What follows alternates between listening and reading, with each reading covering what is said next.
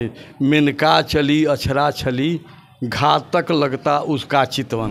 क्यों तू न कत सुनी गारिया हो राम, बड़े धनुरधर तुम इस दुनिया में, बड़े धनुरधर। नमस्कार, मैं प्रेरणा, आप देख रहे हैं स्वत्व समाचार। अगर राम को जानना है तो आपको वाल्मीकि रामायण पढ़ना होगा। जैसा कि आप जानते हैं कि वो संस्कृत में लिखी गई ऐसी पवित्र किताब है जिसको पढ़ने के बाद ही आप राम के चरित्र के विषय में जान सकते हैं, असल में राम क्या है इसकी परिभाषा को समझ सकते हैं। लेकिन संस्कृत भाषा को पढ़ने में कठिनाइयाँ होती है, हर कोई पढ़ नहीं सकता, इसके लिए उसका हिंदी अनुवाद को पढ़ना जरूरी है। और इसी तरीके से आज हम बात करने जा रहे हैं, जहाँ पर देखिए हमारे हाथ में एक किताब है श्री रामचंद्रायन। इसको ये जो है कह सकते हैं कि वाल्मीकि रामायण का हिंदी अनुवाद है और इसमें जी उसी आधार पर है। और इसमें जो है राम के चरित्र को, राम के विषय में तमाम बातों को दर्शाया गया है। इसका श्रेय जाता है प्रोफेसर रामचंद्र सिंह हमारे साथ है। रामचंद्र सिंह से हम बातचीत करने वाले इस वक्त कि आखिर कितने मेहनत के बाद, कितनी तपस्या के बाद उन्होंने ये अनुवाद लिखा है, जिससे कि हम आम लोग जो भी है राम के विषय में अधिक से अधिक जान पाए और चीज़ों को बारीकी से समझ पाए। क्या सर ये आप हमें बता सकते हैं कि आपने इस पुस्तक के लिए, इस अनुवाद के लिए आपने कितने वक्त दिए हैं और कितना मेहनत लगा है? देखा जाए पहली तो बात कि यह हूबहू अनुवाद नहीं है, उसके आधार पर अनुवाद होता तो यह 850 पेज का करीब है, तो हो जाता 2000 पेज का। आजकल पेशेंस नहीं है कि इतनी मोटी पुस्तक कोई पढ़ेगा, तो उसके आधार पर किया गया है। आधार पर मुख्य चीज़ को, बहुत चीज़ जो वाल्मीकि जी बहुत इलाबोरेट किए हैं उसको भी संक्षिप्त करना पड़ा है मजबूरी में, लेकिन वही इतिहास है, राम कथा का इतिहास, वाल्मीकि रामायण जिसको रामायण कहते हैं, तो वही आधार है। जितने लोग लिखे राम कथा पर कुछ, तो उसी से लिए। कम्बन ऋषि लिखे, कम्ब रामायण लिखे, उसी से लिए, जिसका राजगोपालाचार्य ने गद्य में कुछ अंश दिया है, उसको समेटने का प्रयास किया है।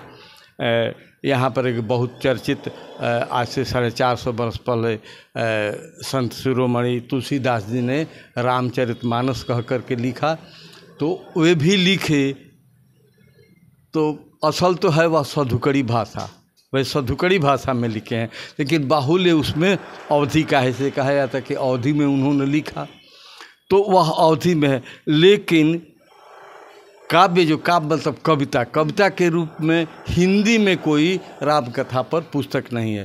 तो यह भी हम सोचे कि हिंदी में राम कथा पर हिंदी में पद्य में, काव्य में लिखा जाए, तो हमने लिखा हिंदी में। देख लिया जाए कि हिंदी में कोई नहीं, पद्य में नहीं है, गद्य में है, उसकी मीमांसा भाष्य बहुत है, लेकिन पद्य में नहीं है। पहली बात यह।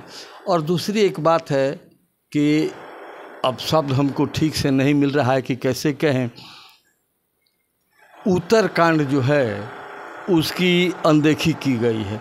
तो अनदेखी, तुलसीदास की बात करें, इस पर आप स्वयं प्रश्न उठाइएगा कि तुलसीदास पर आपका, तुलसीदास बहुत बड़े राम भक्त थे, और एक ही नहीं थे, वह कई चीज़ों के अथॉरिटी थे।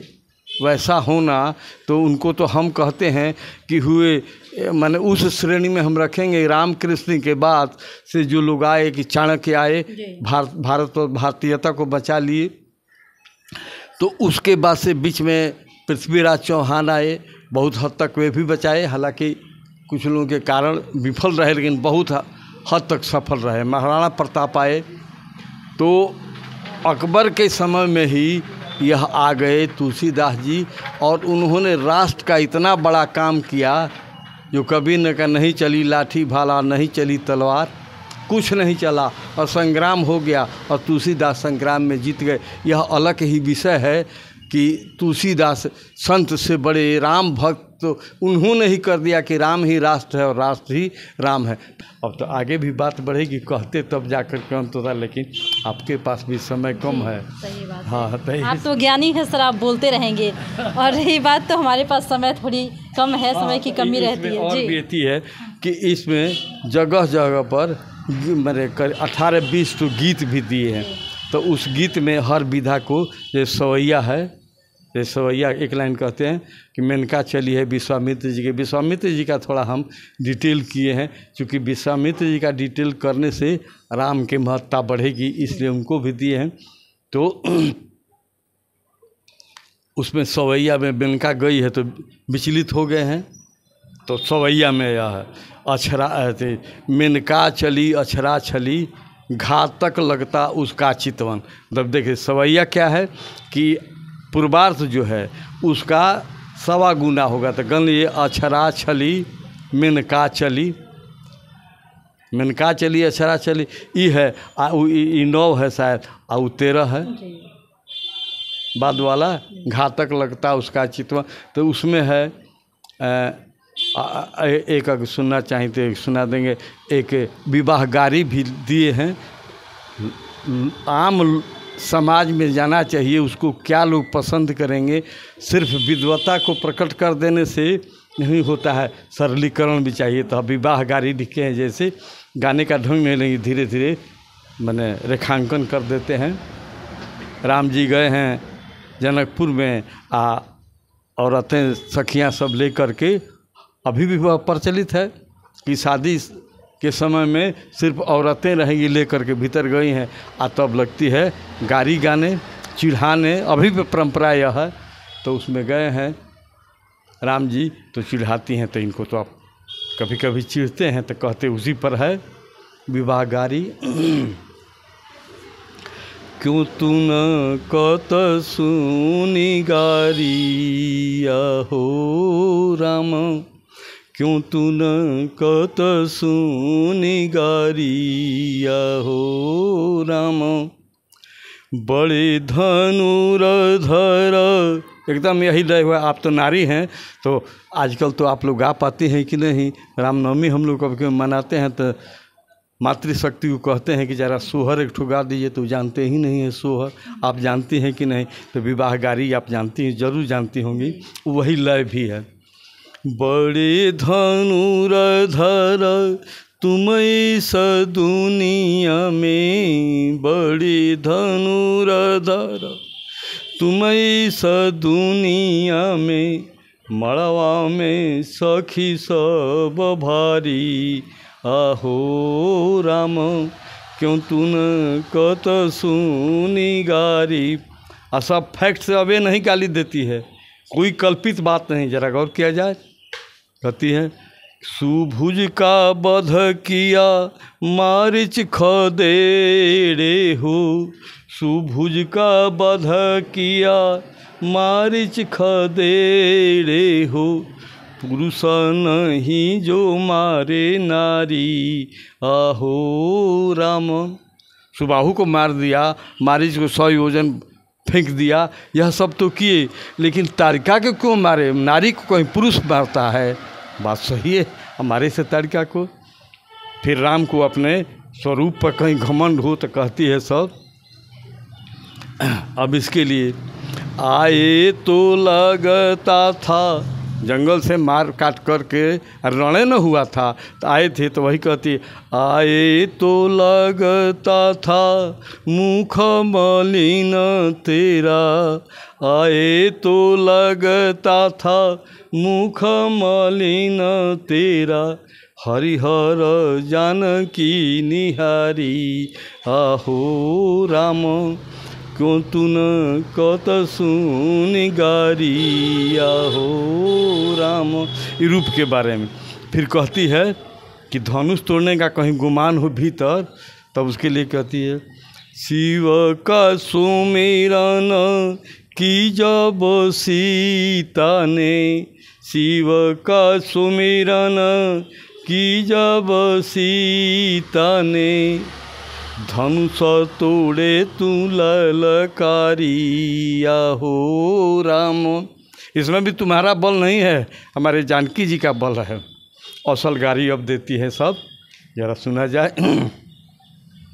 असो ये बात मैंने ये नहीं कि ऐसी करके कहती हैं कि गोरे राजा दशरथ खीर कौशल्या गोरी। राम जन्म में तो सबका ना है, तो राजा गोरे हैं, कौशल्या भी गोरी हैं, और खीर से जन्म हुआ है तो सीमेंट सिंथेसिस हुआ होगा। हमारा माने वैज्ञानिक मन कहता है कि वह जो है सो कोई साधारण बात नहीं थी, तो खीर भी गोरा ही होता है।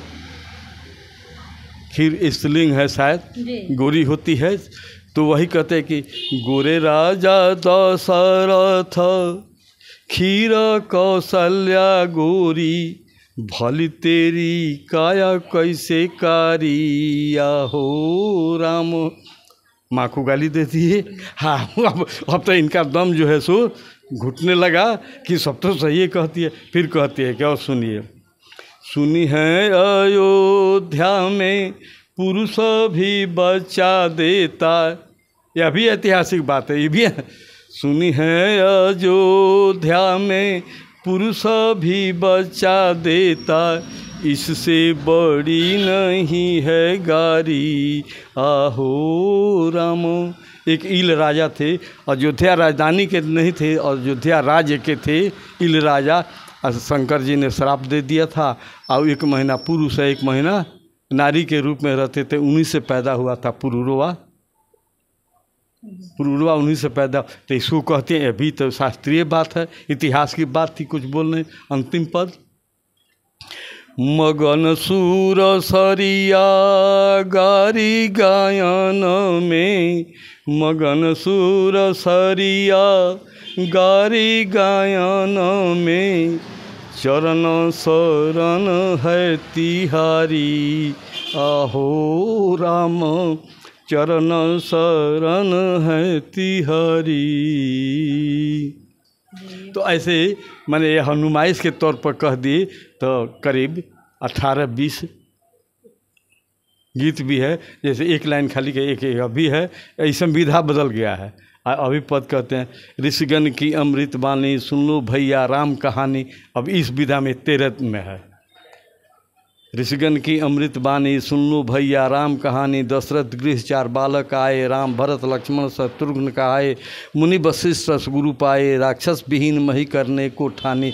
सुन लो भैया राम कहानी। इसी विधा में सिनॉप्सिस के रूप में पूरा रामायण 4 पृष्ठ में या 4 पन्ना में ये हो गया है।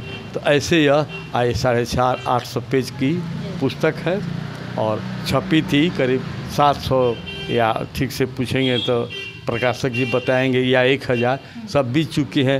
अब सैकड़ा से नीचे ही 50-60 कुछ। आप फीडबैक, आत्मश्लाघा से बचना चाहिए। अपनी आत्म प्रशंसा करना बड़ा दोष है, लेकिन कभी कभी तो करना पड़ता है। अवतार लोग भी कभी कभी किए हैं, कृष्ण किए नहीं हैं कि पेड़ों में मैं पीपल हूँ, हाथियों में ऐरावत हूँ, क्या सब अच्छी चीज़ों को कहें, तो कभी कभी तो कहना पड़ता है। तो आत्मश्लाघा से बचना चाहिए। लेकिन जितने लोग पढ़े हैं, आप फीडबैक जो आ रहा है, सब लोग कहते हैं कि पुस्तक अच्छी थे। 1000 बिक जाना यही प्रमाण है कि, या तो आजकल कहाँ लोग पुस्तक जल्दी छूते हैं। फिर भी यह भी हुआ कोरोना काल में, हमारे प्रकाशक के धन्यवाद कि कोरोना काल में छाप दिया प्रकाशक ने। उस समय भी कुछ लोग पढ़ने लगे, नहीं तो दूसरी के दी हुई बस्ती कोई छूना चाहता था, तो उस काल में छपा। यह भी है कि अब तो उससे हम लोग बाहर निकल गए। आगे अब जिनकी कथा है वह जाने कि क्या होगा। तो यही तो है। तो इस वक्त हम रामचंद्रायन किताब पर जो है बात कर रहे थे। अनुवाद है वो, जिस तरीके से वाल्मीकि रामायण की अभी हमने जिक्र की थी, उसी के आधार पर जो है इसको है अनुवादित किया गया है हिंदी में। और इस वक्त जो है रामचंद्र जी हमारे साथ थे, इनसे भी हमने बातचीत की किस तरीके से उन्होंने अपने इस पुस्तक को लिखा है, कितना डेडिकेशन दिया है, समय दिया है। इन तमाम बातों पर उन्होंने बात की, और कुछ जो अंश थे इन्होंने गाकर भी सुनाया, जो आपको काफ़ी अच्छा लगेगा। तो इस तरह से इन्होंने ये जो रास्ता था तय किया है, और आखिरकार वो इस तरीके से मंजिल तक पहुँचे थे। फिलहाल इस वक्त की खबर में इतना ही, और भी ऐसे ही तमाम वीडियोज अपडेट्स के लिए बने रहिए हमारे साथ और देखते रहिए हमारा चैनल स्वत्व समाचार। धन्यवाद।